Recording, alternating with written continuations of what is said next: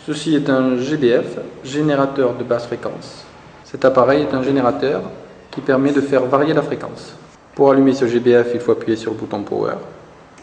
S'affiche sur l'écran la valeur de la fréquence. Alors vous voyez que la fréquence ne se stabilise jamais vraiment. Donc sur votre copie, ici vous marqueriez par exemple 327 Hz. On peut faire varier la fréquence grâce au gros bouton fréquence et on lit à l'écran 2,53 kHz. Ce générateur de basse fréquence se branche sur un circuit uniquement à l'aide de la fiche Output. On n'utilisera jamais les trois autres. Avant de brancher ce GBF sur un circuit, il faut régler les boutons de la deuxième rangée. Tous les boutons du milieu doivent être en blocage à gauche. 1, 2, 3, 4, 5. Donc les 5 premiers boutons doivent être réglés entièrement à gauche. Sinon vous aurez des mesures fausses. On ne touche pas au dernier bouton, le bouton amplitude, qui nous servira durant le montage. Après avoir réglé les boutons de la deuxième ligne, il faut régler les boutons de la première ligne. Les boutons de la première ligne sont des calibres de fréquence que l'on choisira en fonction de la fréquence demandée dans le circuit.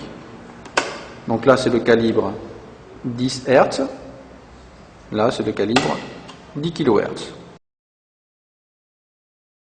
Ensuite, on appuiera sur le bouton correspondant à la forme du signal demandé dans l'exercice, soit sinusoïdal, triangulaire ou carré.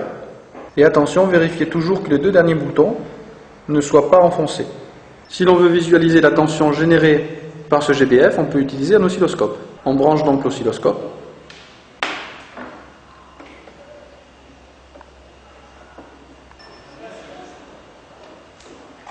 Et ensuite, on appuie sur le bouton Power du générateur.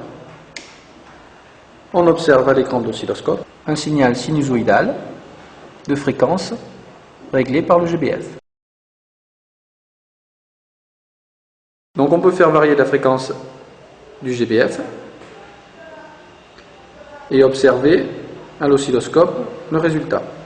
On constate que quand la fréquence augmente, la sinusoïde se resserre, et quand la fréquence diminue, la sinusoïde s'écarte. On peut aussi faire varier l'amplitude du signal grâce au bouton amplitude du GBF et on voit la sinusoïde s'agrandir, donc la tension maximale augmenter ou diminuer en fonction du sens où l'on tourne le bouton. On peut opérer de la même façon pour des signaux triangulaires.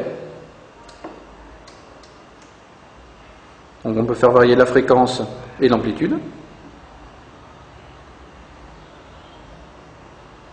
Ou alors la même chose pour les signaux carrés.